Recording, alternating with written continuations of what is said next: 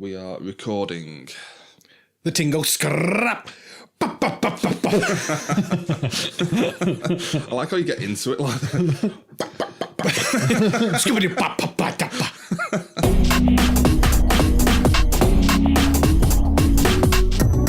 All right, boys. We're here for Don't Spoil the Ending, episode 25. Yeah. 25. Yeah. Fast intro this week. We're straight in. I'm Joe. Just thinking a quarter of the way through to 100. Okay. Yep, sorry to cut you off there. Okay, I'm Joe. I'm Nick. Hi, I'm John. I've just been thinking, like, this is like, we're a quarter of the way to 100 episodes, aren't we? That's mental. That is actually quite mental. That's far too many. Yeah. I mean, that's not even including all the side episodes that we've done. I think we're up to like 40 at this point, aren't we? Probably more. There's like, what, 15 Twin Peaks ones? There was 8 Game of Thrones ones. We had episode 0 as well. Yeah. We did the pilot episodes. Yeah, that's right. So, yeah, we've got a lot of episodes. Yeah. Too many. We've been going for half a year. Yep. Just contemplate that for a minute. Yeah. Oh, what I could have done with those hours. Yeah. Yep. Yeah. Well, enjoy the show. Yeah. Yeah. I filmed this is the show. The film this week is The Mist. Yep. We'll talk about that later in the show. Yep. Should we mention that Inman's missing this week? He is. What's he up to? I mean, I'm assuming he's drinking, but... I mean, he is drinking though, isn't he? Yeah, he is definitely drinking. Yeah, he's at a stag do, isn't he? Yeah. He is, yeah. Is he in the country still, or is it abroad? He's in Wales, so he's technically abroad. Oh, but it's technically out the country. He's technically out of the country. Right. Yeah. So, yeah. We wish him well. Yeah, have a good time in Wales. Yeah. Don't crash your drone or whatever you're doing. Yeah, be safe. Don't crash your throne. All right. What should we start with this week? Can I mention something from work this week? Of course you can. I think we've mentioned this 1,000 times that me and Nick work in one office. You work in an adjoining office. Well, we work in the same office, but separate rooms. Technically. Are they not technically offices within a building? Right, if you want to get technical.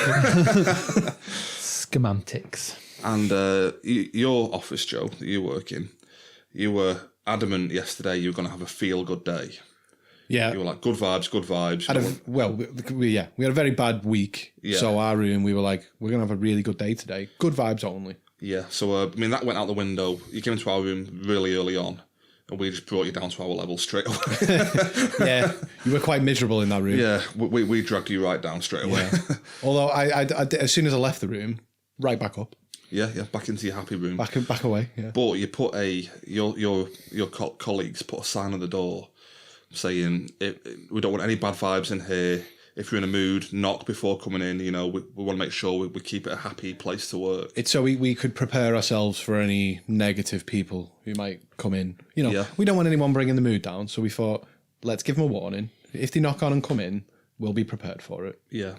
I mean, I heard a few knocks, I'll be honest, but yeah, coming from that door. There was a few, but everybody who came through who didn't knock, even if they weren't in the best of moods, they left the room in a really good mood because we were good, positive people. Feeling better about it, right? Yeah. Well, I noticed about halfway through the day, the sign went missing. That's true. Yeah. Any ideas what happened to that? Well, I know somebody in your room took it. Why do you know that? Well, why do you think that, more to the point? I've got my sources. Oh, well, I can assure you I don't know anything about it. If it was someone in our room, I had nothing to do with it. Okay. There's one thing I won't tolerate, and that's thieving. Thieving personal property in the workplace. Yeah. But yeah, I noticed towards the end of the day, the sign was back up again. Yeah, it was returned. A few minor adjustments made to it. Yeah, it was ripped up and then sellotaped back together. Yeah. Yeah. Yeah, I don't know who did that, but at least you got it back. You know, that's the main thing. Yeah, at least it would have been worse sending it piece by piece in the post to us because that was a sad sight when we noticed that on the door. Yeah. Did it affect the mood in the room No. at all? Not at all. Because remember, we can't see the sign because we're on the other side of the door. We're in the happy place. You can stay in your angry, sad little place. But beyond the wall. Oh, well. You know. Yeah, we're like the White Walkers, just chiseling away, trying to get through. You are like the White Walkers. But yeah, that was good. So yeah, at least you got your sign back. At least we got the sign back. We had good vibes all day. It was a good day. You know. All's well that ends well. I mean, me and Nick had nothing to do with it. We don't know who took it, but Of course you don't. yeah. No, I mean, I had a great day myself, to be honest. Yeah. Yeah, I'm not into bringing people's bad vibes down. You know what I mean? I wouldn't dare. No. Oh well, I am. But that's what puts me in a good mood. I see. Yeah. But it wasn't me though. So Okay. yeah. I was expecting some kind of admission. You can't. Call it out, John. Who did it? There were a few allegations made in the office. Yeah, that it was Jono. that first. Jono- It was the first suspect. Yeah, everyone will know Jono. So it might, if you know his character, he might have a bit of a thieving background. Is that not safe to say? Ooh, I ain't editing that off the show. I think he mentioned himself who's banned from Amazon. That's true. Yeah. I thought it was Ben, who's been mentioned on the podcast and is part of Michigan, the band that we spoke about recently. Yeah. I'm blaming Ben. I don't know if stealing's Ben's thing. to be honest, You know what but- drummers are like. Oh, well, but he put it that way. Yeah. The difference between a drummer and a drum machine is with a drum machine, you only have to punch the instructions in once. So, there's me drummer joke. Yeah, so Ben, if you're listening. Ben ain't listening. Hey, say that. He listens to pretty much all our podcasts these days. Yeah. Sorry, Ben. Give him a shout out. Shout out to Michigan, the band, not the state. Yeah, so that brought my mood up yesterday. That was a good day. Yeah. Seeing the sign being stolen from the door. And torn up and returned. Yeah. Thanks for that. Other than that, I've been watching a few YouTube videos. Do you mind if I go into that? Go on. Stumbled across one of the YouTube deep dives I was on the other day. Stumbled across something called mango worms. Right. Yeah. Not happy we're talking about this on the show because I got tagged in a Facebook video by one of my good friends who basically just out of nowhere I opened up my phone and then there are these little worms in like a dog or something and it was awful. Yeah. And it was disgusting and I nearly like I find it fascinating. I can't stop watching them. There's something wrong with you, It's John. weird. It's really weird. What I like about it as well, it seems to be a South African problem exclusively. That's a bit racist. No, listen to it. All the vets are like, here in South Africa, we have the mango worms. South African mango worms. Mango worms. I mean, you need to squeeze the dog to get these mango worms out. Because even you describing it's making me feel ill. Well, this is why I brought it up. I don't know if, Nick, you fall into this category, but the proposed phobia, trypophobia, you're kind of on board with this. Yeah, it's closely linked. And from there's YouTube videos saying this is clearly the cause of trypophobia. And they'll have this poor dog. I'll just explain what they are. They're like little maggots basically in the dog's skin, but they're like blackheads the way they come out with like spots and stuff. And the vets have to squeeze these worms out of the dog. But because these Why are we talking about this? This is good. Because these maggots are quite big, they leave massive holes in the dog's skin. And so afterwards they look like a crumpet, like these crumpet dogs. Looks a bit like a crumpet. Yeah, you could literally just butter these dogs and put them in the toaster afterwards. Nick, can we... Oh, you are disgusting. Oh, my God. They look like crumpets, but yeah. Nick, we're getting John off the podcast. I knew you'd like this, being a trypophobia fan. I'm about to bottle you. So yeah, check those out. They're good. Thanks. You'll find a load of videos about that. Is this something that you've literally gone back to and searched for more videos to see? After seeing that first one. But I watched that. Well, I Get a hobby. See, I've got YouTube. I say I watched the first one, but I didn't get all the way through it because that went through me. That Oh, no, it I like the holes doesn't bother me, but I don't know, it's just all them maggots. Yeah, it's weird, isn't it? Dog. Move on. Yeah, let's move on. You're freaking the listeners out now. What other trypophobia stuff have I got this week? That's all I've got, to be honest with you. This week on Trypophobia News. Hey, trypophobia, alright, not trypophobia. Is it not trypophobia? Trypophobia. Sorry, Nick. Just going to be that guy. Yeah. It made an appearance on American Horror Story. Oh, yes, that's true. Yeah. Yeah, one of the main characters is terrified of holes. Yep. Mm-hmm. Yep. You watched anything else? You watched anything else on YouTube, John? Not this week. Just a lot of trypophobia videos. Okay. Yeah. All right. Yeah. I mean, I've not done much this week, to be honest. It's worth talking about. You play the game or anything? Are we going into? Oh, I did play a game. We mentioned Hatoful Boyfriend last week. Gave that a go. That's one of the strangest games I've ever played. What's Hatoful translated into? I don't know, because it feels like hateful. I was calling it Hatey Boyfriend. I thought that was the name of the game at one point. I don't know. Like, basically, you're a girl, but I didn't know this at the start, so I named my character Cedric. That does work for a pigeon, though, I suppose. Well, this is it. I was trying to think of a good pigeon name. Yeah. And I was like, well, Cedric sounds like a good pigeon name. It's my go-to pigeon name. But, yeah, so I was Cedric the girl, where you go basically to a school and the school's full of pigeons. And it's basically not so much a dating simulator, but it's aimed at a certain audience, I think it's the female audience who like a soft sort of manga style, because, you know. Well, can I just jump in there? Of course. You mentioned that, but I was looking today after you mentioned you were playing it, because I didn't get a chance to play it. And I was Googling about it, and there's a lot of dark stuff in that game. Yeah. I was hoping you could tell me some more about that when I've I don't want to really spoil it for myself, because I do plan on playing it, but okay. I believe like pigeon rape is a thing. Oh, Possibly. well, this show's gone to shit, hasn't it?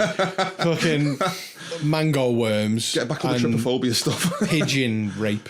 Yeah. This show's gone downhill, guys. Yeah, so like this game's basically it's mainly a text game where you pick the odd option here and there. It's like, do you want to go to maths class or music class? It's like, obviously music class. And you talk to people, but they're pigeons, but they have a human form, but they are pigeons and doves and stuff. So you find one in the library who's quite depressed, and he's a bird that's rare in Japan, and you make a point about it. They say, oh, this bird's everywhere in North America, but they're really rare in Japan. But they also say, like, you know, if you walk into a room and you think to yourself, there's nobody here. Well, when they say body in this game, they always replace it with birdie, which I quite like. Where they go, there's no birdie here. I quite like that. It's a strange game. Does it have actual voice work on it, or is it just text? No, it's text. It's a very, very low budget game. This game only really came to PS4 through word of mouth, and not so much. Yeah, it went viral basically. It was a computer game that went viral a few years ago, and ended up on the PlayStation. Yeah. Ended up on there for a few quid, and then ended up on the free games, which is how we all got a copy of it. Yep. And yeah, like I said, it's mainly music and pictures and stuff. What isn't music and pictures these days? Yeah. But yeah, it's typical of the genre. I mean, the Japanese are a bit mental, aren't they, with stuff? It's a bit of a sweeping comment. A bit of a swimming comment. You know, when it comes to sexuality and stuff like that within video games and what have you, they're known for being a bit more. I mean, you say within video games, just in general. Within culture, I think. Yeah, the culture's very out there. Yeah. Out there, like. I mean, they're very open about it all, aren't they? Yeah, it seems to me they're a lot more willing to embrace like fetishes and stuff, aren't they? In Japan, they just go for it, don't they? They don't care what people think. I don't know if pigeons is a fetish. Well, no, but the whole pigeon rape thing is a bit like, yeah, bit of a weird one. Yeah, it's a bit of an odd one. Yeah, I don't know how that would work. I don't even want to know. But like, for example, keep playing. like, because you'd need to tell me like it's got good, like I looked at a couple of reviews for it, and like it's getting really good reviews. It's like it's 8 out of 10 in some places, but I played it and I was like, how is this an 8 out of 10 game? It's like I can play a game which is dead basic, just text and stuff. Like I can play a game like that. I can play a story game like that. But yeah, I thought that was a very high rating for what that game was, because you'll meet like you know like the stuck up person that you'd meet in a school. Like they're a dove with like loads of really nice feathers and stuff, and you meet the dove and they're like, why are you speaking to me? It's like, I can't get my head around what this game is. It's just, maybe stick with it. It might click. It might all click into place. Well, now you've mentioned pigeon rape. I don't know if I want to. You're gonna have to stick with it now. I mean, I'd like to see you two play this as well. Yeah, I plan to play it for this week, but just didn't get time in the end. But next week, definitely, I'll be on it. It's something else. It's something out there. Do you know what I mean? It's something I've not seen before ever. An experience. Yeah. So Yep. That's. I've played that this week. Played a bit more Firewatch, which I spoke about last week. Yeah, I've not really played much, to be honest. I mean, that's one game I do want to get back on. Fire. What I say back on? I've never played it yet, but Well, when I edited the show, I remember, I heard everyone saying, "Yeah, I'm definitely gonna play that now." Like from you and Sam. Yeah. Neither of you have played it yet. I definitely will. Definitely play that for next week. Okay. I mean, I definitely you did kind of sell the game last week, so I'm proper up for playing it myself, to be honest. Oh, I thought you'd played it, Nick. I can't remember. I've never played it, no. Oh, no, you'd love it. It does sound like something right up my street. You would absolutely love it. Yeah, I am proper down for it. Like, Yeah. I'd like I say, like that kind of. I don't want to say. Would you say a story-based game? Yeah. Rather than like action-based and all that. Like that story-based, I love that kind of game. Like it's my favourite genre of game, I think. You never used to. I used to love the action kind of games, but nowadays, just a game where I can just sit there and like follow a path and do exactly what the game wants me to do. It's just fun, isn't it? Hey, Hatoful Boyfriend. It's the game for you, Nick. Nah, I'm alright, thanks.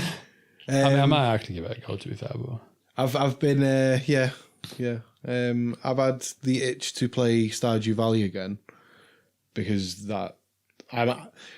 we should rename this podcast the Stardew Valley podcast because I have mentioned it a lot. But the Stardew Valley and It's Always Sunny podcast. Yes, It's Always Sunny in Stardew Valley. Yeah, I'm getting the itch to play that again. That's right at the top of my list. Can I ask, are you thinking FIFA next week? Well, you brought FIFA up. Now, I'm not sure about which football game I'm going to buy, but before we go on to that, I saw a thing on Facebook today, which was a post basically saying, tag the person who would do this bet with you. And I've tagged you on this, John. Yeah. You've replied and accepted it. Nick, I don't know if you've seen this. I haven't. I'll fill you in.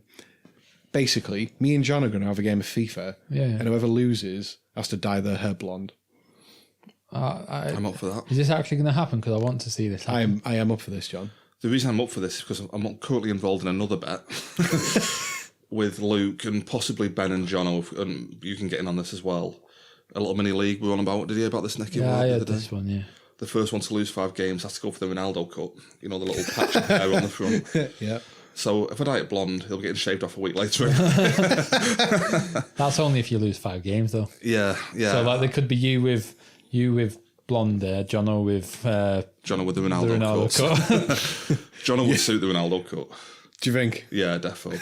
Him or Ben, they could rock that look, definitely. Yeah, definitely. There's no way Luke's getting this haircut. No. He's winning all 5 games. Luke's the best person we know at FIFA. At FIFA, definitely, yeah. Yep. There's his shout out. Yeah. No, I don't know. I mean, I don't know if I'll get FIFA or Pro Evo because I'm going to buy Football Manager. I really don't know whether I can just. It's just putting the money into another football game that I might not spend that much time on. Like a Lenny Pro if you want to try it out first or something. I wouldn't mind that. I've been playing that quite a bit this week. But you're the type to buy both every year, aren't you? Yeah, I'm going to get FIFA next week probably, but loving Pez, it's great. Yeah. Yep. Cool. Any more games? Or are we moving on? No, I mean, I've obviously been on my VR a bit more again, but... Have you played anything new? Or No, I've been intending to... I'm probably going to leave it until next month now, to be honest, but what I'm pretty much waiting for at this point is Skyrim. I've mentioned it last week. Yeah. It's coming out. I'm probably going to get that because I've never actually played Skyrim. I don't know if I mentioned it last week, but I've never actually played it through at all. I got like 2 minutes in, died. Got 2 minutes in again, died. I was like, yeah, fuck it, I'm done. I should have definitely put more time into it, but I like the idea of it in VR. Like, you know, I mean, that kind of world. Yeah. That would blow my mind, that. So I'm definitely waiting for that. Cool. Should we move on to TV then? Yeah, I'll let you know what I've watched the most of this week. Fireman Sam. My son likes Fireman Sam, so Classic. but they have it on repeat. And I've seen the same episode with a lost penguin about 3 or 4 times. The kid asked me on that. I'm a massive fan of. No, well, I wasn't. I was as a kid anyway. Oh, but this Fireman Sam's different now. Back in the day, it used to be like proper little like stop motion animation. These days, they've farmed Fireman Sam out to Cartoonito, which I assume is the Cartoon Network's like baby channel, and it's all CG now, but it looks dead cheap. Yeah. And I put CBeebies on when I had my son earlier, and yeah, Postman Pat was on, but it was still stop motion, and I liked that. Oh, really? Yeah. Right. I didn't know. I didn't realise. But they've changed the theme tune. Oh, no. What's that about? I couldn't think of the theme tune then. Postman Pat and his black and white cat. All I could think was Thomas the Tank Engine. Early in the morning. The thing goes scrap. Postman. Postman pat pat pat pat pat. Is that what the theme is now? Yeah. The post goes scrap. Yeah, so you know that's mainly the TV I've watched this week. Fireman Sam. Yeah, I've watched hours of Fireman Sam. Yeah. Yeah, it's good. Yeah, I've been on Thomas the Tank Engine. Loving it. Watched a couple of episodes of Thomas the Tank the last week. Did you really? Yeah, but I watched the old version because the new version again is like a CG version which has been farmed out. Yeah. Whereas I watched a couple of episodes on YouTube with my son. I was like, let's watch the old one, and it's amazing. It's still good. Like, I'm sure I've heard like in the office that like in Well, the I new, was gonna mention in the this. new one, like they won't even call like the fat controller by what he is. Well, I'm sure it's Cassie who said this, and I've always wanted to check this, just to double check it. Apparently, because it's like not PC to call him the fat controller. Yeah. Is he just called the controller now or something? Now it's like the rotund controller. no, but this is it. Like with Sonic as well. I'm not saying this is at all related, but they renamed Dr. Robotnik to the Eggman. It's like he was always better as Robotnik. Oh no, wasn't that a thing? Just a translation thing? Well, Was that a translation? I think so. I'm sure in Japan it translated into like Eggman. Okay. But in the US, they just call him Dr. Robotnik. But Robotnik's better. I always called him Eggman, to be honest. Yeah, I like that. Right. He looks like an egg, doesn't he? Well, we're going back to kids' TV. I'll give you an example. Like, do you know you were saying about the whole fat controller PC thing? Yeah. Fireman Sam's a lot more ethnically and sort of disability diverse these days than it used to be. They have to though, don't they? Though, like they're doing. Yeah. I'm everything not now. saying. No, I'm not even saying that it's a good thing. I mean, it is, but what I'm saying is that they just have to now. They're doing on absolutely everything. I tell you what, though, when you watch the show as a kid, and you know there was this little ginger kid who was just a little shit, and he just caused havoc. He's still doing that now. He's not aged. He's not learned. No, it's been 20 years. That's enough about Fireman Sam. Let's move on. Okay. We've covered mango worms, trypophobia, pigeon rape, and Fireman Sam. Yeah. We're doing well this week, guys. Where do we go next? What lower circle can we fall into? I mean, you got anything I've got TV shows, but it just seems a bit pointless at this point. Talk about actual TV shows. All right. I'll go into it anyway. I've been watching American Horror Story, as I said last week. I won't go into that much, but like I'm loving it, absolutely loving it. I think I said last week I'm gonna probably try and get through it all. So I'll definitely come back to you when I've finished the entirety of that, which will be weeks, months off. But what I wanted to bring up is a new show which aired, produced and starring Seth MacFarlane. Okay. It's called The Orville, and that's the name of his spaceship. It's basically a spoof of Star Trek almost. And what was the name of that green duck? I'm saying this, the Orville. Yeah. It was Orville, yeah. Yeah, that's all I could think of when I heard this. I was like, Orville. Orville. I don't know. Is that how we spoke? I can't remember. And then there was that monkey he used to hang around with who just caused loads of shit. Oh, I can't think of his name now. What a dickhead. anyway, Nick, carry on. Oh, well, it's okay, because was it Keith who puppeteered Orville? Yeah. He's died now. He's dead, isn't he? Yeah. Orville's dead. Orville's gone. Rest in peace, Orville. Yeah, he ain't coming back. Carry on, Nick. Orville got mango worms. Oh no. Is he a pigeon? He's a bird. Move on. Yep. So, go on, Nick. Basically, it's a spoof of Star Trek. This show, and I'm a fan of Star Trek. Like a big fan of like sci-fi in general. especially like Star Trek and that. So I didn't know what to feel about it because it's basically taking the piss out of one of my favourite shows. But I know that Seth MacFarlane's a big fan, so I'm just on the fence of what I'm supposed to feel about the show.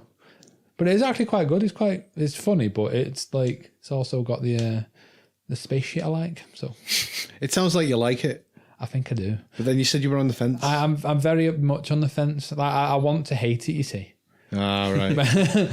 But I think This is what I think John will be like if he ever watches like one of the good episodes of Family Guy. Yeah. Like, I want to hate this, but it's actually, I do like it. Find me a good episode and I'll watch it. Okay, let's do it. Well, let's just talk about this for a sec, because he actually watched the the Star Wars episodes. Yep. Yeah, but they're not. I know. Hang on. I don't know what it's like for a Star Wars fan. No, I know, but he came into work and was like, it's pretty shit, isn't it? And then for the rest of the day, all he could talk about is the funny bits in those episodes. He's like, oh, that was good. Oh, that was good. Oh, that was good. And so he actually enjoyed the episode. He just didn't want to admit it. I feel like I was just trying to like throw Ben a bone. I was like, I'll think of something I can say was good. I was like, oh yeah, that was okay. No, you didn't. You genuinely enjoyed that episode. You just don't want to admit it because you're too far gone now. Like you don't want to. Enjoy is a strong word. You don't want to do U-turn now. You did enjoy it. I think Ben was like, I could bring in the Return of the Jedi one, and I was like, no, you're okay. I'll leave it at these two, thanks. Yeah. He definitely enjoyed it. Just saying. Got a bit of TV news. Oh, yeah. Which I think like you'd all be interesting because we did a podcast about the film this is based on. Watchmen. Right. Getting a TV series by HBO. HBO just greenlit a Watchmen TV series. I didn't realise it was HBO. HBO, yeah. Oh, this is exciting. Well, me and Nick were talking about this in work. I'm sure we actually mentioned the possibility of this on our Watchmen podcast. I remember we did mention it. And what a good idea it would be. I think on the podcast we actually said like, do you know, it'd be so good if HBO did a TV series of it. And I'm taking it that HBO listened to our podcast and was like, that these guys are onto something. We should definitely greenlight it. And because of us, there's now a Watchmen TV series. We're just taking the credit now. That's it. Definitely. I mean, we are like that popular that we've probably got that kind of influence, haven't we? Yeah. Well, one week we do Eternal Sunshine, which is my favourite film, and then the next week you tell me that HBO have greenlit the Watchmen TV series. Well, it's been a good couple of weeks for me in TV and film. No, but like that's definitely one I'll watch. And I was mentioning like there might be one worth doing. Like obviously we did the Game of Thrones and Twin Peaks series that me and John did. Worth doing the Watchmen one. I mean, it won't be for a few years. So if the podcast is still going, then we'll do it then. But I think it'd be a good one to do. Sounds good. I'm looking forward to that, definitely. With it being HBO, they're probably looking for stuff to replace Game of Thrones with. It's perfect. I mean, you say that.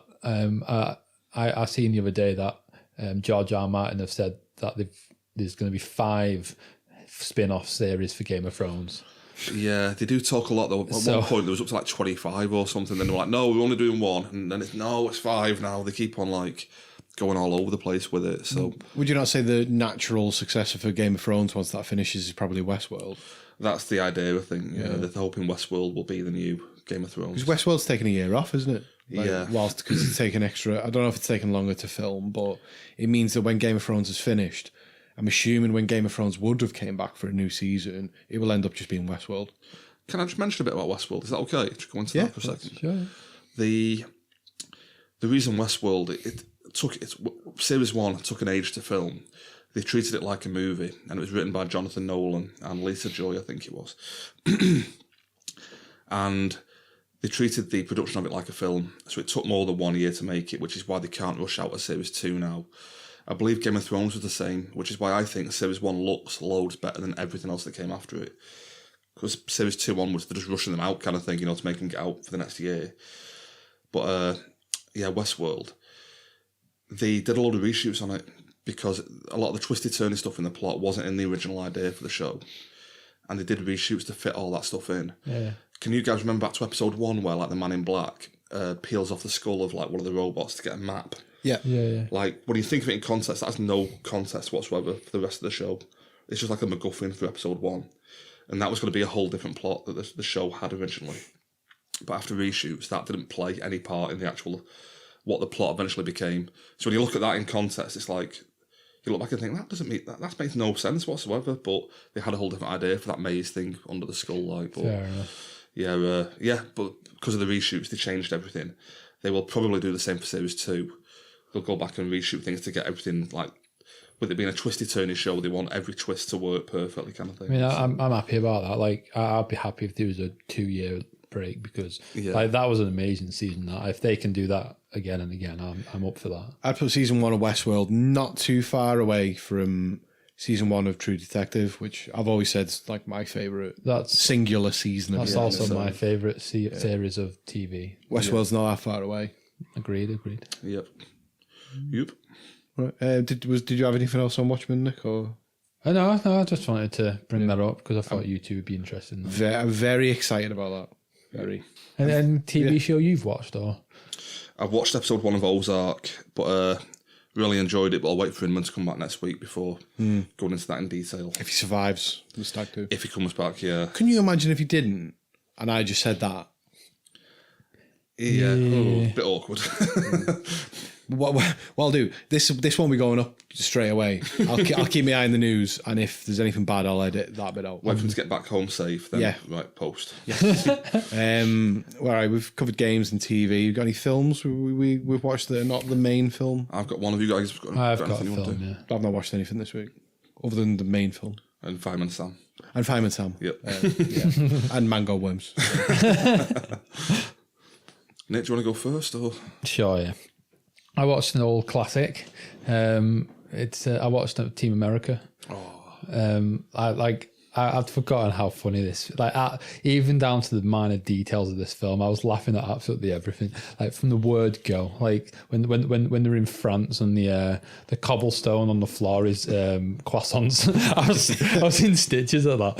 And then just like I think right at the beginning as well, they're having this little karate fight. And they're just kind of floating next to each other until the Team America guy just kind of pins him down. It's like, gotcha. Oh, it's such a good film. It's so funny. I've got to watch it again. I mean, I love it, but I've not seen it for years now. The highlight for me always was the bit like the main theme, the America. Yeah. I love all that. But I love it when it comes back to it later on after the mission's failed and it's like the sad version of it. Do you remember that at all? Yeah. When it's like, America, fuck yeah. It's great. I think Fucking day, yeah. America, fuck yeah. You can kiss my ass and suck on my balls. It's great. Bleep all that, Joe. No, I think a couple of my favourite bits of that is it's the bit where they say, like, if you get in any trouble, like, give us the signal. And it's just the puppet waving its arms around. It's just the best. I love it when they say they need to give him surgery, facial reconstruction surgery, so he can go and be undercover. And they're apparently by the looks of it, it's like a montage. So he's been there for hours or something, and he comes out and they've literally just given him blackface and pubes on his face. Yeah. How they got away with this stuff, I don't understand. Is it called Gary? Yeah, it's Gary. Oh my God, where's Gary? Oh God! And right at the beginning, he gets in the limo, doesn't he, with the guy, and it's like, all right, good, now suck my cock. But they come back to that later, don't they? Yeah, Makes him suck his cock. Actually makes it. Yeah. What would we rate it out of 5? This is probably. I'm actually going to say 5. I love that film. I mean, I've not seen it for years. Me neither. I'd give it a 5. I'd probably give it a 4. Oh, I've booked the trend here.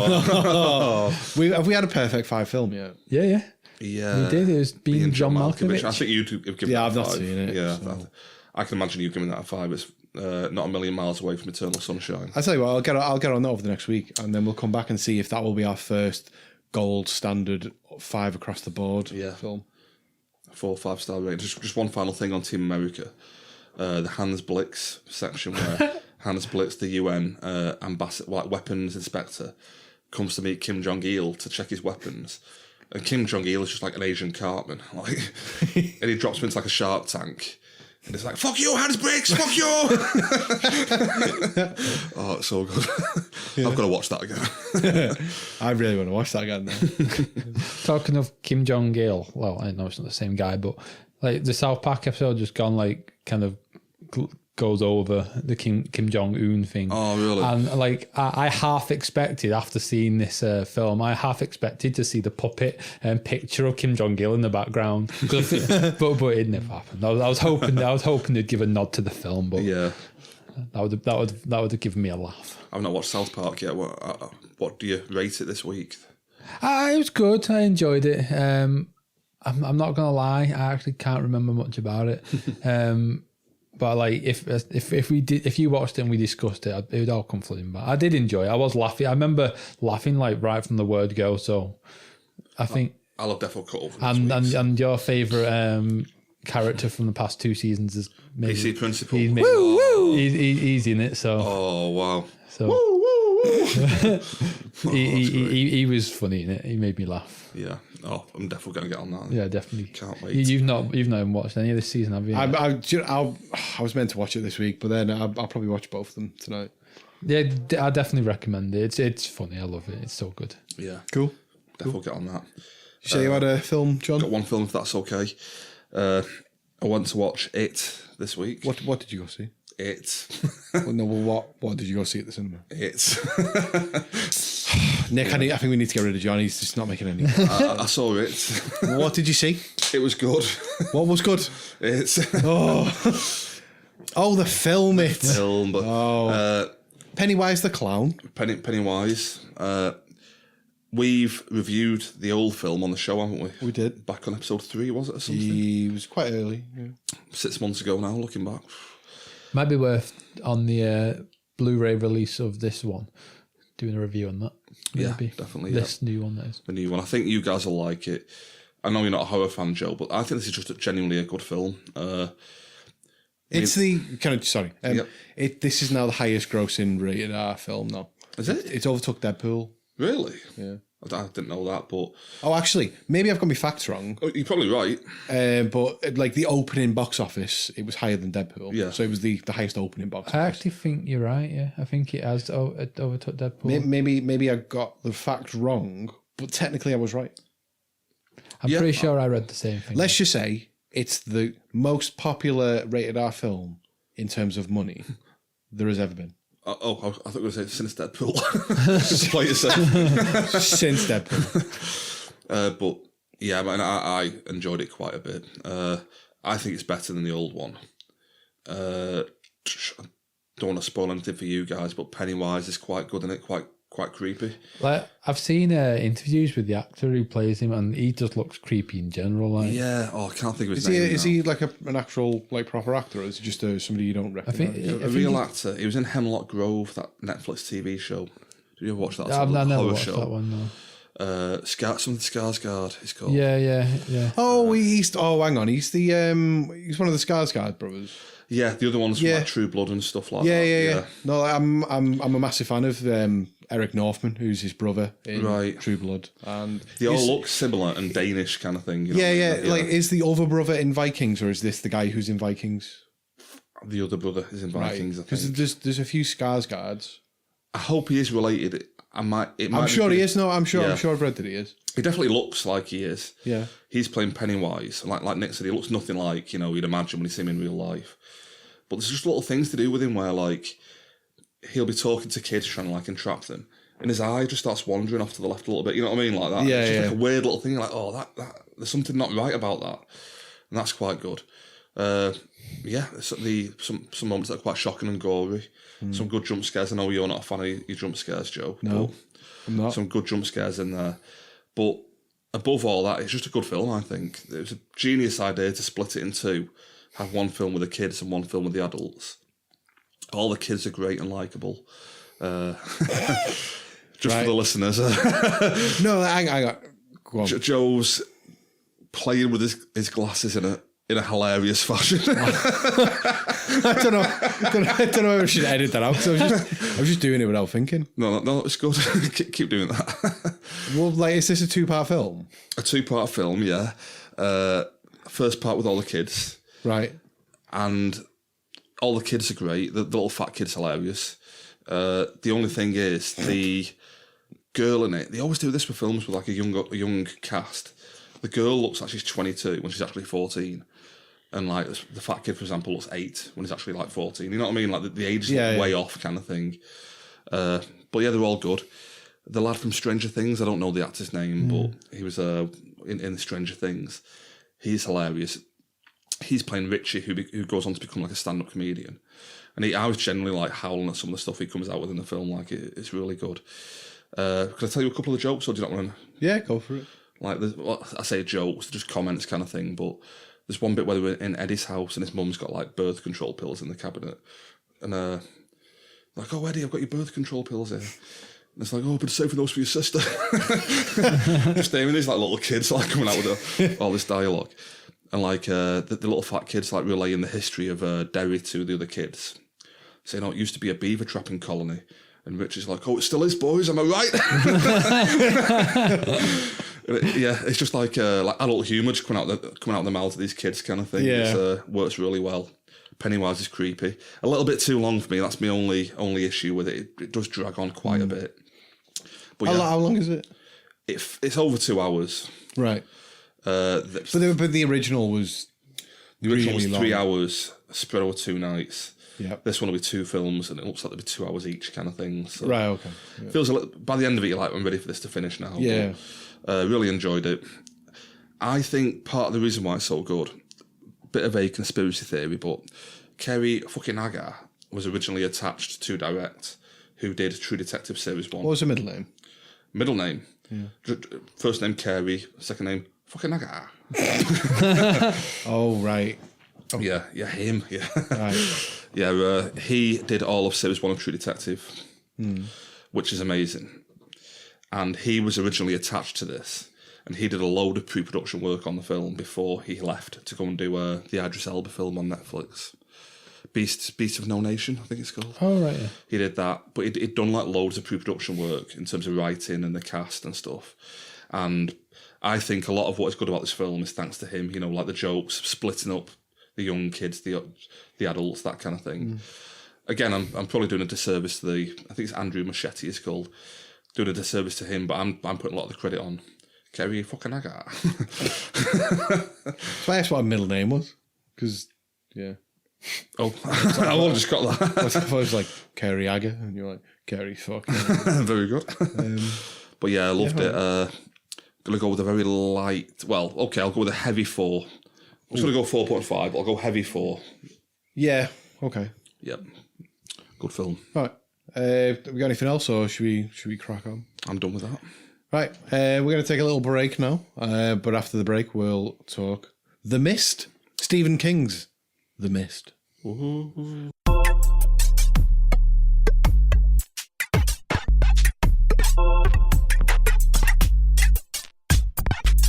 All right, we're back to talk Stephen King's The Mist.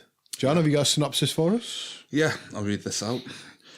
After a powerful storm damages their main home, David Drayton, Thomas Jane, and his young son head into town to gather food and supplies. Soon afterward, a thick fog rolls in and engulfs the town, trapping the Draytons and others in the grocery store. Terror mounts as deadly creatures reveal themselves outside. But that may be nothing compared to the threat within. Amazing. Yeah. That is a great synopsis. Yeah, it was quite good, that one. I think it's a good synopsis, that, definitely. Yeah. Would get me interested in the film. Yeah, definitely. And I hate horror films. And this isn't so much a typical today horror film where it's all jump scares, because it's not like that. For me, this is what a horror film should be. I agree. Yeah. We're going to get to it. I'm not jumping ahead, but the ending is horrific. You know what I mean? Yeah. I'm not jumping ahead. We'll leave that till the end. Yeah. We don't want spoilers before we get there. Don't spoil the ending. Don't spoil the ending. We will, but don't spoil it. Don't spoil it yet. Yet. For me, this is what a horror film should be. Not jump scares, not just putting a group of teens in the woods being chased by a killer. It should be stuff like this where, you know, your family's under threat, that kind of thing.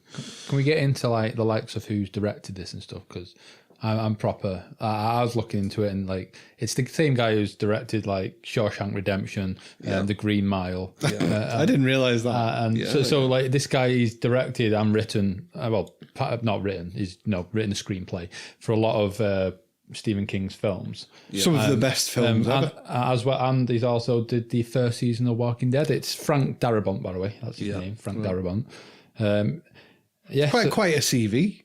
Yeah, I mean, like I think we were saying today, he's only directed like 4 films, doesn't he? 4 films, yeah. 3 of them being Stephen King adaptations, and all 3 of them, in my opinion, are really good films. Like. Yeah. So it's Green Mile, Shawshank, and this. Yeah. What was the other film? The Majestic with Jim Carrey.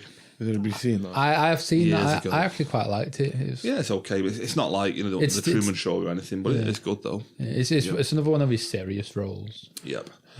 It's good. Like, definitely. Also, the people that starred in it, like Walking Dead. I know what I'm going to say. Like anyone who likes The Walking Dead would have noticed that.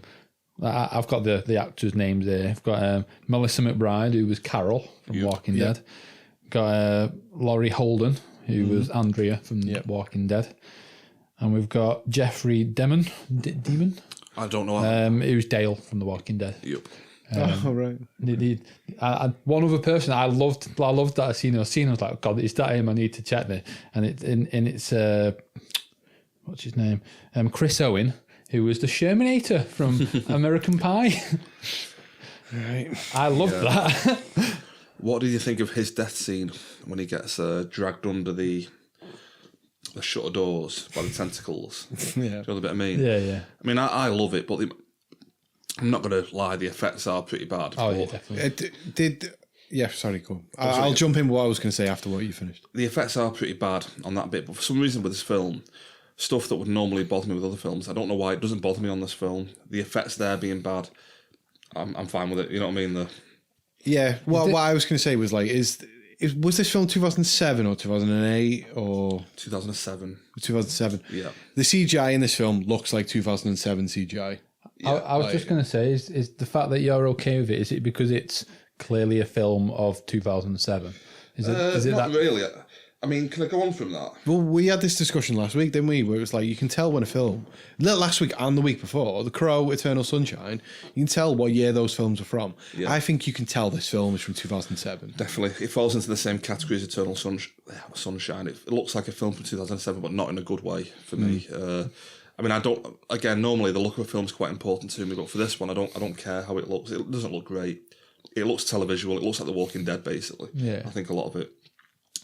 But for some reason, it doesn't bother me with this film. I think it's maybe with it being a B movie, like a schlocky B movie, it fits that that bill that it doesn't have to look amazing kind of thing. Yeah. But, well, that's what this is, isn't it? It's a B-A movie. It's a B movie that big budget. Well, can I go on from that? Like that's what I like with horror films, good horror films. A lot of them just go for jump scares. They don't care about plot or characters. This is a drama first, a horror film second. They spend half an hour at the start of the film setting up all this drama about like Thomas Jane with his neighbour. They've clearly got history there, they've had bad blood, and it's like a big deal the fact that they go to the mall, the shopping mall together. And it comes back later in the film, the fact that the neighbour still doesn't trust him. Do you know what I mean? He's like, I'm still an outsider. You still don't trust me, kind of thing. And all that drama that's underneath what is just basically a B movie, a horror film kind of thing. But it's all that drama for me that makes a horror film scary. If you don't care about the characters in it, then it's not going to be scary kind of thing. Yeah. And just going back to the thing with the effects, what did you think of the like Cloverfield moment at the end, where they're driving down the road and the massive like dinosaur monster just stomps across the road? I liked that. I really like it though. You can see them all shaking in the car. You know that it's like poor CGI. Poor by today's standards. Back then it was probably.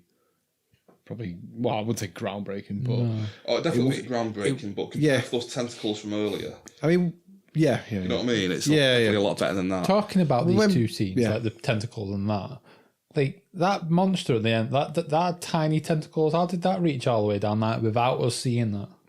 I don't get it. What was that, sorry? Do you know at the beginning when Sherman Eater died? Yeah. he got killed by these tentacles that supposedly came out of nowhere. But that big, massive thing that walked past, a tiny little shitty... Oh, well, I don't think it was that monster. It's just there's a load of monsters that come out. But that's it. Like, you get given very little story to what is actually happening, don't you? Yeah, true. Yeah. I mean, that's what I like about it. It doesn't explain anything. They just make a mention of, like, the army been messing around with, like, alternate dimensions and they've, like, created a portal or something by mistake. And that's all you get. That is it. But that's all you need. You don't need, like, it's not scary when it explains something, you know what I mean? Like, it's better when they just leave it vague. Yeah. So it's always the thing in it with like horror. It's like as soon as you see whatever it is, you lose the fear factor for it. Yeah, true. Because you know what you're looking for. Like I'm just gonna go off topic for a second, but what's that film called with the demon in it? Insidious. Yeah. Oh yeah, Insidious. The Darth Maul demon. Right. I can't take horror, as we've spoke about on the show before. I went in the cinema to see that.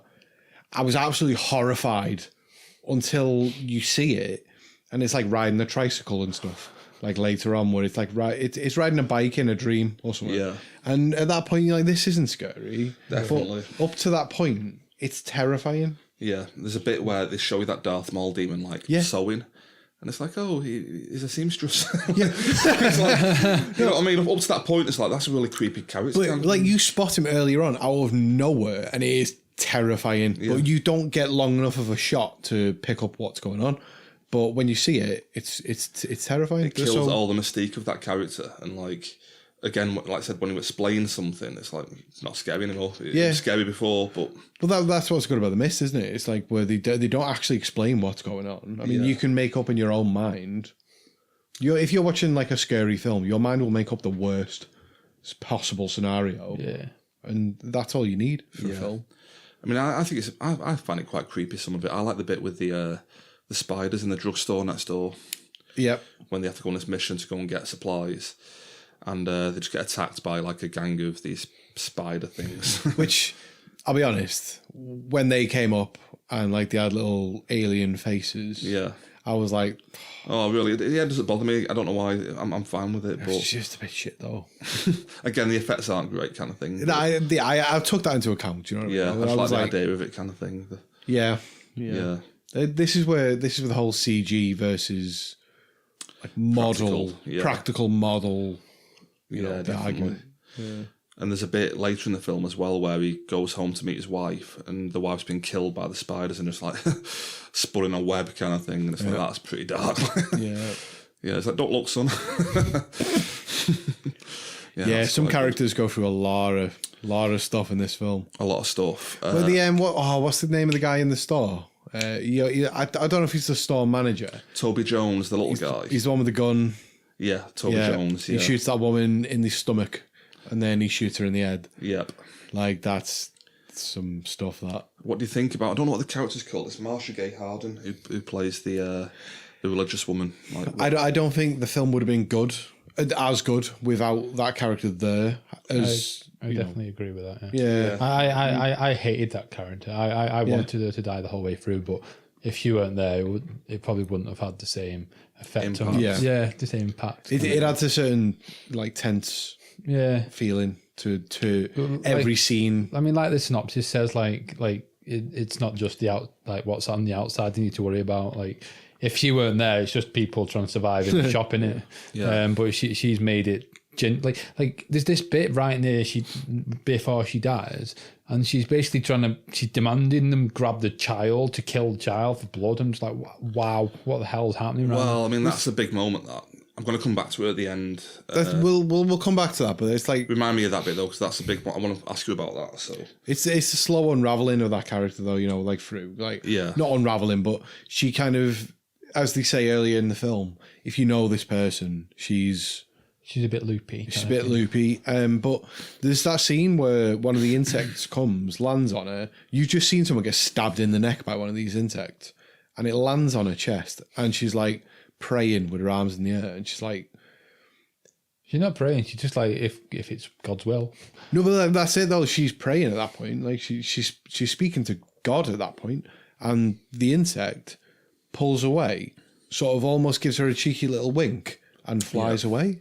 And then that's the part where everyone starts going, "Oh shit, She knows what she's on about, yeah. yeah, she's got this nailed down." And again, like Nick just mentioned, then that's going to play into what Nick was saying as well at the end. I'm going to come back to that. Yep. Okay. Ask you a question about that. Can I throw you a couple of little facts out, if that's okay? Yeah. When this film was released on DVD and Blu-ray, they actually did a black and white version of it with the Blu-ray. The reason being, I mean, they say like, oh, it's because I imagine it being like a black and white film from the 50s. I think the reason is it makes the effects look a lot better in black and white. Do you know what I mean? It hides a lot of the shoddiness of the effects. I never actually watched it, to be honest. I had it on DVD when it came out. I never watched the black and white version. It's mad. Like I've never actually watched a film that I've seen already in black and white. And I remember Logan got released in black and white, which I'd have loved to see, but I never went to see it. I say like I was interested in the black and white version of Logan, but I don't know if I want to. I think I agree though that this film would be better in black and white. It does feel like a 50s B movie more than anything else, you know what I mean? But I've actually got the Logan Blu-ray with the black and white version on it, but I've not watched it yet. But you need to get that watch and let us know. Might do it for the pod, maybe. Yeah. We could all watch it. Yeah. 1 week or something, do a end of the year, maybe best of the year show or something, do Logan black and white. Yeah. Yeah, that sounds good. Just one other thing that I kind of mentioned earlier. Yeah. The black neighbour who he's got issues with. Oh, right. I like the fact that because of the history them two have, he's clearly distrusting of Thomas Jane. Do you know what I mean? That kind of thing. Yeah. They've got issues, so he doesn't totally take his word for stuff. And so later on, when the black guy, the neighbour's planning on going out to get help, and Thomas Jane is like, "Don't do it. You're going to get killed." It makes him make a bad decision. The fact they've got this history, do you know what I mean? Yeah. That is why he's doing it. Like, and I just think that again, like the drama of it, that's good writing. Where he's not just an arsehole. He's got reasons not to trust Thomas Jane because he thinks it's all just like a big joke on him, kind of thing. And he goes out and presumably dies because of it, kind of thing. You know, I quite like that. The character moment, I thought that was quite good. Yep. Just a couple of other little points. Did you notice Thomas Jane's profession in the film? But is this the main character? The main guy, No, I didn't. David Drayton, I think he's called. He's a movie poster artist. All right. It shows him in the studio at the start of the film painting a movie poster. Right. Oh, I remember him mentioning the studio. I didn't remember. Did he paint a picture of a different Stephen King film? He certainly did, yep. The Dark Tower, which is now this year come out as a film. Yeah. He was doing the movie poster for The Dark Tower. All right. And it was always an in-joke for King fans that like one day eventually we'll do The Dark Tower.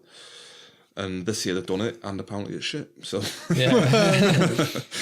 yeah, That's the one with the guy Idris Elba. Idris Elba from Luther. and Matthew McConaughey as the Man in Black. Oh, right. Yeah, I actually want to watch it. To be I honest really with want you, to watch it, to be honest. Yeah, Right, okay. If we were going to talk Stephen King just for a second, like I know we were just talking a bit outside the box of The Mist, but what was that TV show he did where there was an aardvark and it was like, it was an aardvark and it was in some like creepy tower and it was a talking aardvark. Talking Aardvark. I genuinely. I'll come back to you with that because now you know what I'm on about, but it was like some nightmare sort of scenario thing. Yeah, Was it I'll called- think. It was a TV show from the 90s. Was it called Aardvark? No, it was like... You don't think the Tales from the Crypts, maybe? No, this is... Right, I will come back to you next week with a Stephen King aardvark. I look forward Any to it. listeners, Tweet us. Let us know. No, but like Stephen King, like on the subject of Stephen, like there's some amazing adaptations of his work. There's also some absolute There's garbage some as well. absolute shoddy ones, I think I was talking to you the other day, like they're bringing out like a fifth. Is it Children of? I think it's more than 5, to be honest. What's it called? Children of the Corn. That's Children of it. the Corn. Like they're bringing out like another straight to DVD one. Like they've been releasing like every couple of years since the 70s or something. I think like the early 80s. And just do a high budget version of that. Yeah. But Well, with the way that it's turned out, I think they might actually start doing that now. like now's the time to do like a connected universe.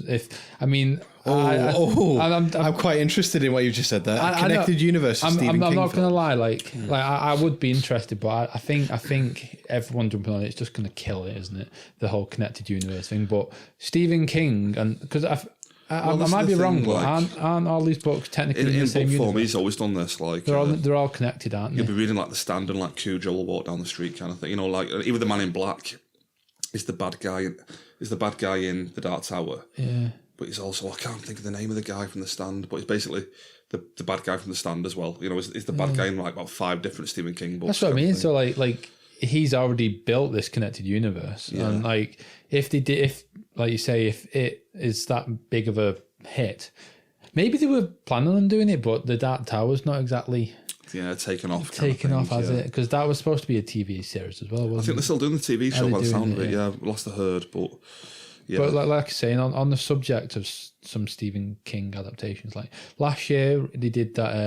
Was it 22/11/56 or something? 22/94/84. Yeah, whatever it's called. 22/11/63. Yeah, that one like featuring James Franco. Yeah, that was amazing. Yeah, I loved it. I thought that was great. That was amazing. And there's obviously they're doing the Myth TV series at the moment. Yeah. I've not heard great things about that. Yeah, not meant to be fantastic, is it? But like, yeah, like I'm quite a big fan of like a lot of the adaptations of his works. Like, yeah, definitely. He's definitely in at the moment. King into all his stuff's getting a bump in popularity. I mean, he's always been popular, obviously, but now he's getting like films like It Made, which are doing really well, both critically and commercially, kind of thing. Yeah. Just one last thing on the movie poster thing. When they're in the studio, in the background, they've got the Thing poster painted, for the movie The Thing. Oh, yeah. And basically they're saying that this guy painted the poster of The Thing. Like, right. Which I love that. Like, a little nod to it. Definitely. Because The Thing is like my 3rd favourite film of all time. So, yeah, love that. Just a couple of other little things, if that's okay. Not a big fan of the music in the film. Oh. There's one bit at the end. Me and you differ here then. Oh, really? Yeah. There's one bit at the end after a big emotional scene, and it's like proper, like, I don't know, kind of 2000s. Oh, let him know. It's like, like that song, I wanted to actually talk about that because, like, it sounded very similar, like very familiar to me, that song, and it sounded exactly like the song that Phaedra's sister sang on Lord of the Rings at his funeral. It sounded exactly the same. I was like, is this the same song? Is she? Did she literally just sing the song from that? They might have just sampled it. No, because even down to the words, like they were saying on the song, it sounded exactly the same. So it might have been the funeral of Phaedra song from Lord of the Rings. Right. Yeah. I was going to say, like, the music throughout the film is very limited. It was a conscious decision from what I've read that, like as little music as possible. But from, that, hey-yo, that whatever you were doing then. For like when that kicks in, for me, leads on to the best parts of the film.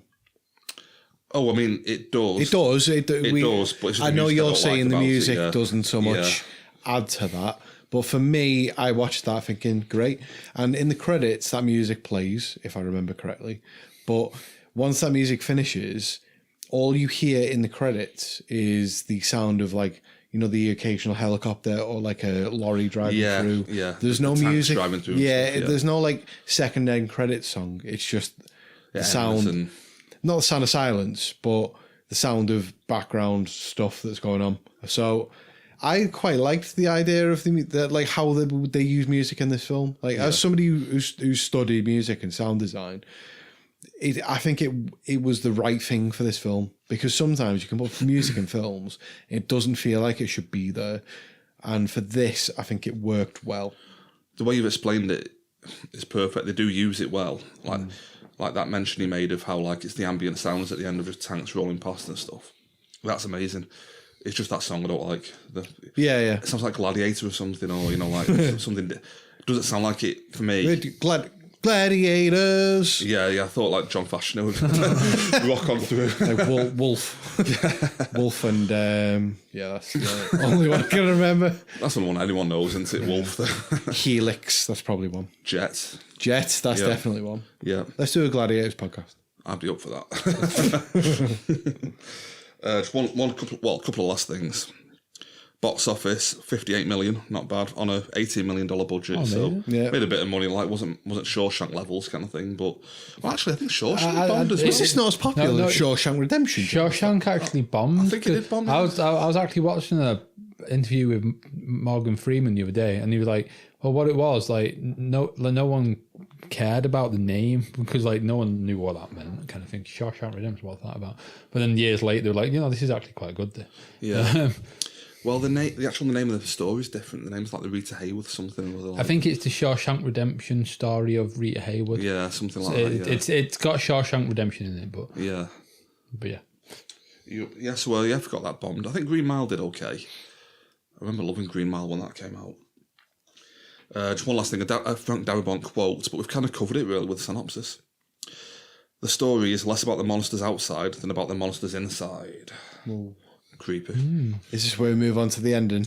The ending, yeah. I mean, the ending's... Wait, you told me to remind you of the religious woman and that scene I mentioned before. I've got it here. What we'll do is we'll discuss the ending as it happens, and I'll come back to that. Is that what you're going to do? Okay, that's fine, yeah.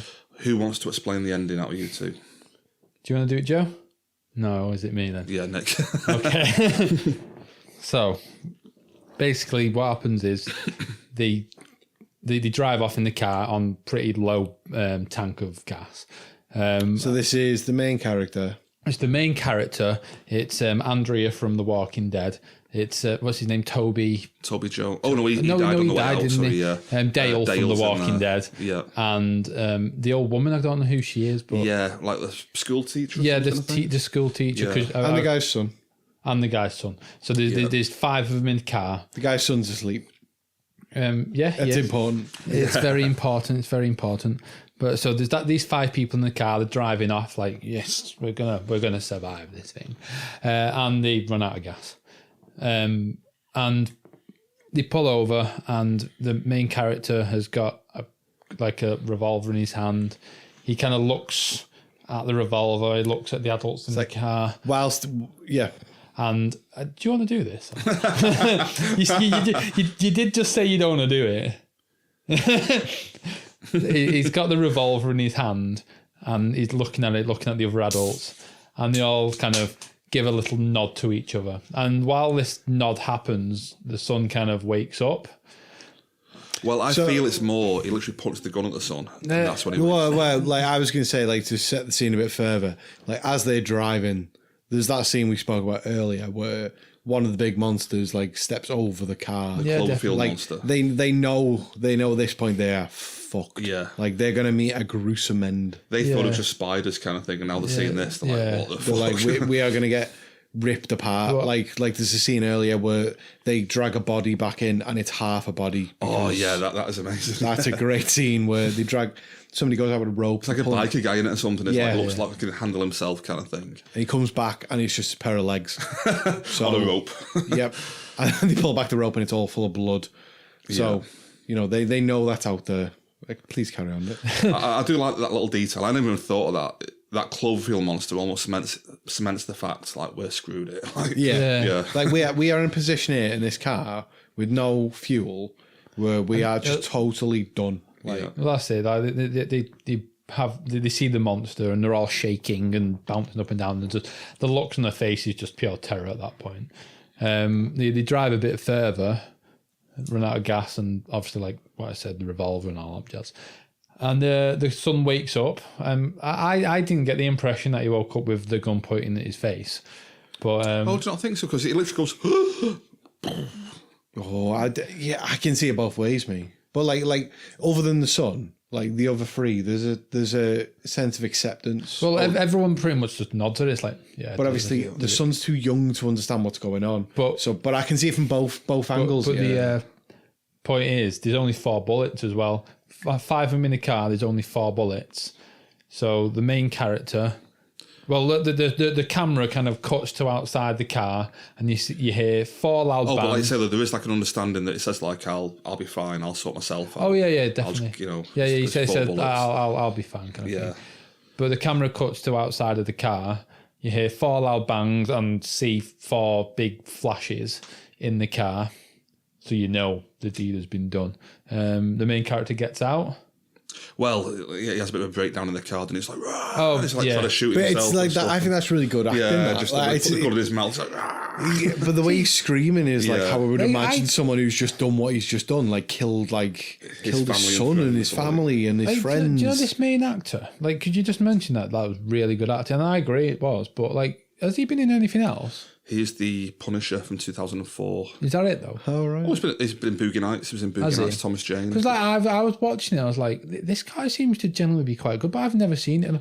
I mean, obviously, I've not seen everything, but I was going, I don't remember seeing him in anything. He was in Deep Blue Sea. You've seen that? It was the shark instructor in that. Like, yeah, it's been in a few things. That should be a film. And then I was thinking that. Deep Blue Sea.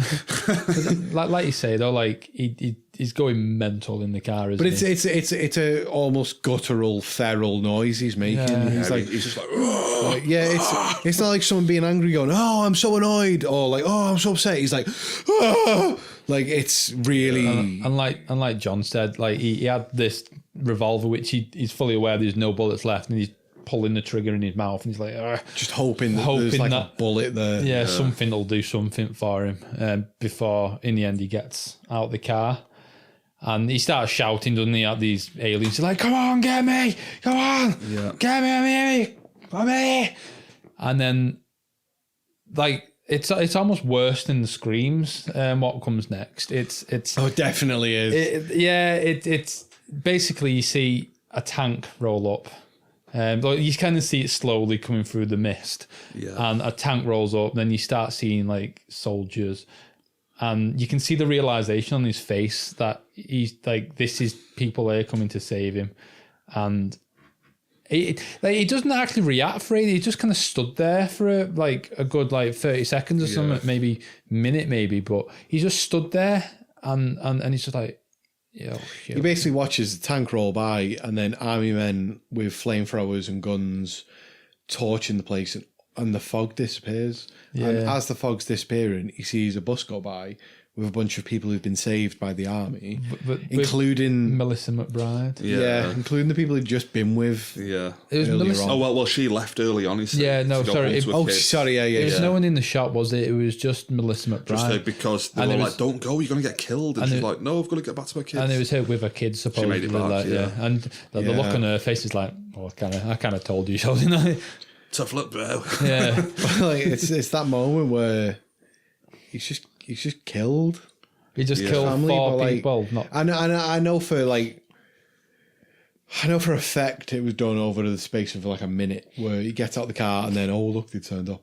But that's a horrific ending. Like one of the best film endings definitely. Yeah. I've ever seen. Like we'll go on to ratings soon, but for me, that's in my top 3 or 4 endings I've ever seen for a film. Yeah, it's amazing. There's nothing quite like that. Because if you watch it and you go, oh, they've drove out and then the car breaks down. If they got eaten by a monster there and then the film ended, you'd be like, oh, that's a sad ending to the film. Yeah. But this went even further, to the point where they made the main character kill his son. I mean, But like, he didn't need to. And then like minutes later, it's like, oh yeah, you'd be fine if you'd have waited. I mean, with like the majority of horror films, like you get to that point where it's like, oh, I'm gonna kill all these 4 people, and then the tank would start rolling, and you'd be like, oh, thank God, Yeah. kind of thing. But this film just doesn't do that. It's just like, no, we're gonna leave it 5 minutes so that you do it, and then you. Well, it's the epitome of a dark ending. Yeah. And like if you know the Stephen King story, it's like it doesn't have that ending. It's a different ending. Like this ending was constructed for the film. Does anyone know how the ending actually happened? I don't really. I'm sure I've read it years ago. I'm sure it's literally just a couple of people driving through a town, and they drive out again at the other end, kind of thing. All right. I think so. Anyway, So it's not as grim as the film. I don't think it's anywhere near like this. It's. I remember the first time I watched this film. I watched it recently for this podcast, but I watched it quite a few years ago. I remember my jaw dropping when he got out of the car and the fog started clearing up. Yeah. Like my jaw was on the floor. Well, it's that bit when he gets out of the car and you can hear the rumbling. You think, "Oh shit, here come the monsters!" And it's like, no, it's the US Army. It's so mad. Yeah.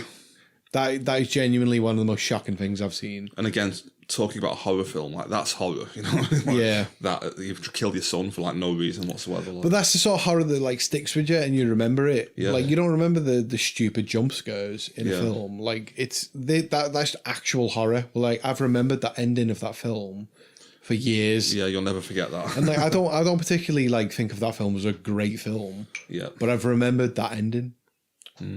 But It's amazing. yeah, no, I love it. I love it. That ending on its own gets a 5 stars. Can I just mention something else going on from that that I mentioned earlier about Marcia Gay Harden's character, who's the religious woman? Yeah. She makes. I mean, do you feel at all anyway that she might have been right in what she was saying in the mall? No. How would you mean? This is definitely intentional. You mentioned the scene about how the bug flies off from her without killing her, like it's divine intervention or something. And you mentioned another scene where she's on about like we need to sacrifice the boy to get rid of the mist. Thomas Jane kills the boy, and the mist is gone straight away. Like no, her prophecy was right in the end. No. Well, that is All they had to do was kill the boy, and it would have cleared the mist out from the start. It's quite the theory. Yeah. No. it literally happens. I'm not buying that at all. I'm not buying that at all. That's definitely been put in there for a reason like that. But you're talking to it like... Did you pick that yourself up? No, I think that's a definite thing. Like, that's a theory. I think that's a theory, like, yeah. Well, I like the theory. Yeah. I hope it is. Yeah, it must be, yeah. Yeah, I think that's the thing. But I think that's one of the good things about this film is that you can debate that. There's no right or wrong answer there. Yeah, and like the fact that the book didn't kill her, and she's like, "Oh, divine intervention," or whatever. Yeah. Yeah. I mean, yeah, that's bollocks. But God just wanted the kid to be sacrificed, and it would all go away. I mean, you're talking to like a devout atheist, so yeah, you're not going to sell me on that one at all. It didn't happen in real life, Nick. And I know it's a film, but like with aliens in for that matter. Well, monsters from another universe, not which is an alien. Moving on. This could be a crossover with Pacific Rim, like another dimension kind of thing. More big giant monsters. Could have been a sequel or a prequel. Get onto it, Warner Brothers. Yep. All right. Well, should we give ratings, or we got any more final thoughts? I think I'm all done. All done. I'm done. All right. We'll start with me then. I'm going to give this film. I don't know if this is going to go down well, but like a light 3.5. That's what I'm going to give the film. It's almost a 3. The ending, the last 10 minutes of the film, is a 5-star film. Does that not bump it up at all for you? It's already bumped it up in my rating. Oh, really? I didn't really thought it was all right all the way through, but it's not my thing. But even then, even if it was my thing, I'd be looking at it going, I don't think that much of it. But like I said, the ending brings it up to a 3.5. Yeah. Okay. So 3.5 from me. Nick? Yeah, I'm gonna go with a 4. Like, it's the first time I've seen this film, and I admittedly I knew about the ending before going in, which is the main reason I wanted to watch it. That was what made me want to watch it. But yeah, it was all right. I enjoyed all the. I don't know if I'd watched it when it came out, I'd enjoyed it as much, because I really enjoyed all the people I recognise from series that have obviously come out since then. It's good. It's good film, amazing ending, like you say. But yeah, just 4 for me. Okay. I'd say watching that film without knowing the ending is a lot more impact. Like, yeah, there's a lot more impact on it. It's like a proper gut punch in it. Because it was, like I said, it's a jaw-dropping ending if you don't know the ending. Yeah, I don't know if I'd have actually watched the film without knowing the ending, though. Okay. That's a fair point. Yeah, I mean, we've discussed in work, there's games I've played that I would never have played unless someone had not told me how it ended, and it got me interested in it. You know what I mean? So I mean, like fair enough. Yeah. Like, obviously I watched it for the podcast, but like if I hadn't if I'd have just watched this on my own, I would have never have watched it ever without knowing what that ending was. Yeah. You know, it wasn't something that interested me. Right, fair. Okay. John? You probably know, but it's a 5-star film for me. It's 5 out of 5. I mentioned a few weeks ago that Darabont did this in Shawshank. This, for me, is like light years ahead of Shawshank Redemption. You're saying this is better than Shawshank Redemption? A better film, definitely, yeah, I think. It's a better drama, no voiceover in this, and just the ending. Like you mentioned how good the ending was, you called it a 5-star ending. For me, I don't separate it that way. For me, if the last 10 minutes are 5 stars, then the whole film's 5-star kind of thing. The ending is only that good because of what came before. Do you know what I mean? It's all part of one. So I'm love it. 5 stars. Yeah, no, I get what you're saying. Yeah. All right. Yep. Okay. Well, we've enjoyed that film this week, haven't we? I feel like I give 5 stars like every week now. Yeah, you do. Yeah, You give a lot I've of gave 5 like stars. I'm sure I've gave 2 5 stars. Watchmen, Eternal Sunshine. Yeah. I can't even list what you've gave 5 stars. I feel like I've only ever given John Malkovich a 5-star, but I'm not sure. Like Wonder Woman, he gave 5 I did stars. give Yeah, Wonder Woman a 5-star. Yeah. Need to watch that piece of shit again with you. Bump that down a bit. Great piece of shit. That's a great film. I've flipped on that now. All right, before we fall out, Nick, do you want to give the social media away? Is this down to me from now on? Is this my job? This is your job now, Nick. Yeah. Okay, it's my only part in the podcast. Anyway, we were on Twitter at DST Podcast. We're on Facebook.com/DST Podcast. Just search Don't Spoil the Ending in the search bar. You'll find us there. We're on Instagram. I believe we're now on at DST Podcast without the 4 at the end. Sam managed to take the 4 out of the username. So we're now just DST Podcast on Instagram. I personally, on Twitter, can be found at DSTE Nick. Yep, I'm at Taylor1980, and you can email at don'tspoiltheending@gmail.com.